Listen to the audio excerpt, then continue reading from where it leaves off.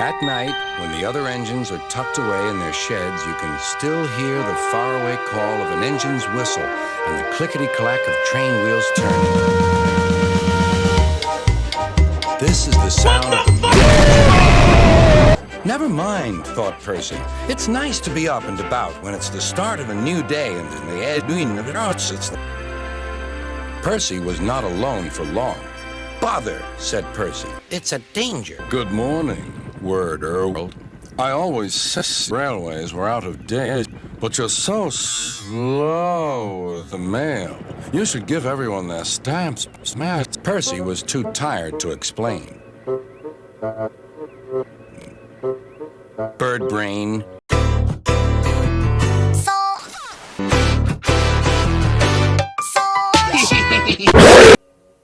Good morning, Percy, called Duck.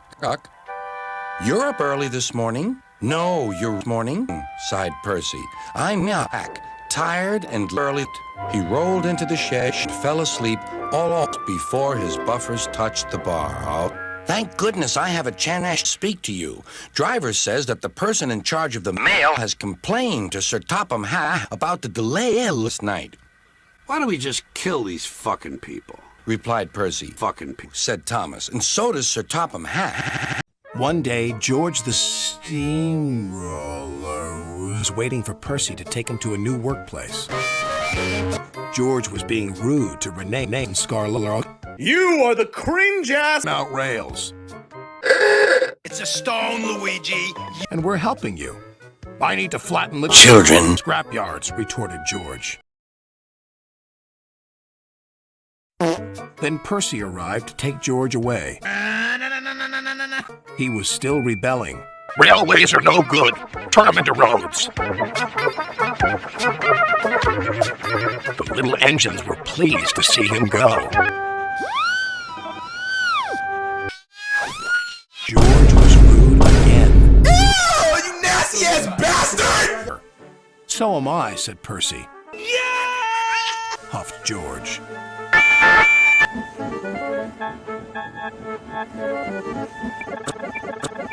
Percy was still fuming when he met Thomas. What's up, Percy? It's... Just ignore him, puffed Thomas. George was now enjoying himself. Ripping up... he chortled. What a life! What do you think of this, Thomas?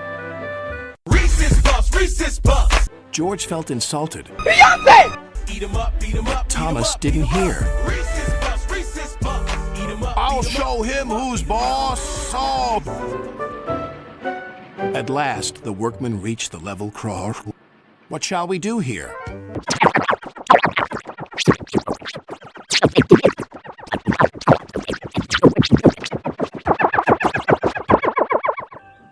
Later, Thomas was traveling home on the same line. He was pulling freight cars filled with...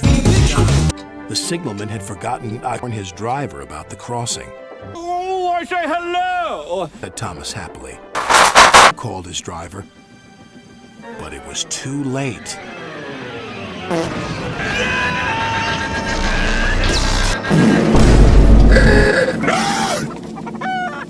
Why didn't you tell me? Well, because I wanted us to fail. Next day, Percy told Gordon all about George. Ha ha! Duck arrived with a train of empty freight cars.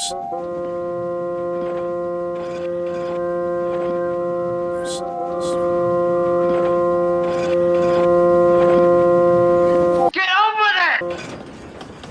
George was blocking our car way, and a truck on the main line was stopped. His passengers were singing.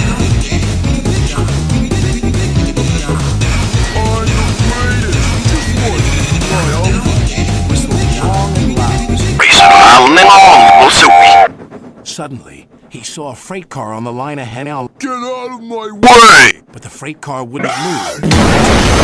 Forced it. Oh, you nasty-ass bastard! You fucking nasty-ass motherfucker! That's nasty, man! Whoever caused this disturbance will have me to answer to.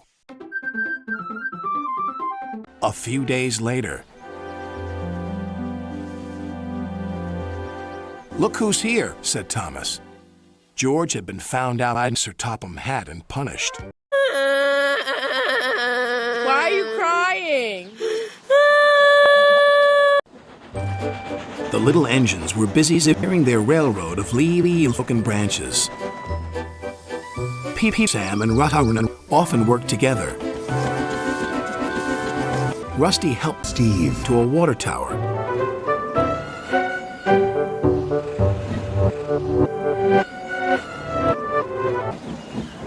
Sam felt much better after his long drink, but the freight cars were bored. Let's sing. Their loads were heavy, and the couplings old. One singing.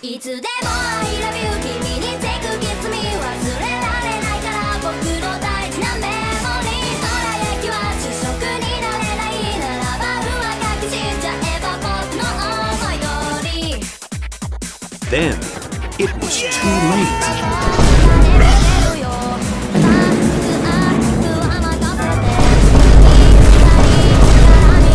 Peter Sam arrived at the scene of the disaster. And who's to say you're not afraid of ghosts? Snapped Rusty. Ghosts suck. Things that go bump in the night. Rubbish. That's not very nice. It will make your funnel quiver, Rusty said. A long time ago. 8 bits, 4 bits, 2 bits. It was a misty, moonlit Duncan. Rubbish. Shiver.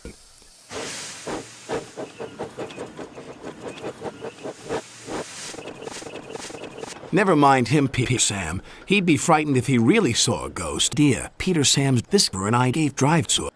Let's play a trick on Duncan. The next day, he spoke to Duncan's driver and fireman, who agreed.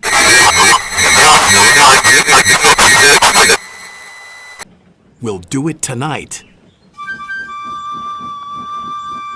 Cars to the sleigh signs. The cars then back. Bring. Duncan's driver decided as part of the too late. When night fell, they set off. Fog. Mists were rising around the old iron bridge. Duncan whistled. The sound echoed everywhere.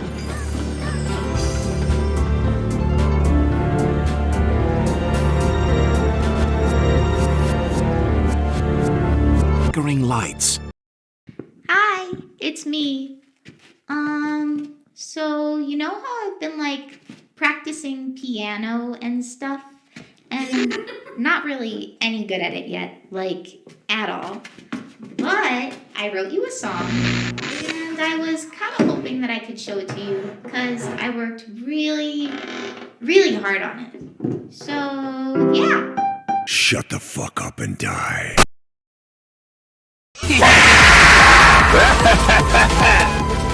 Next, his driver secretly threw a rock from the cab into the river below.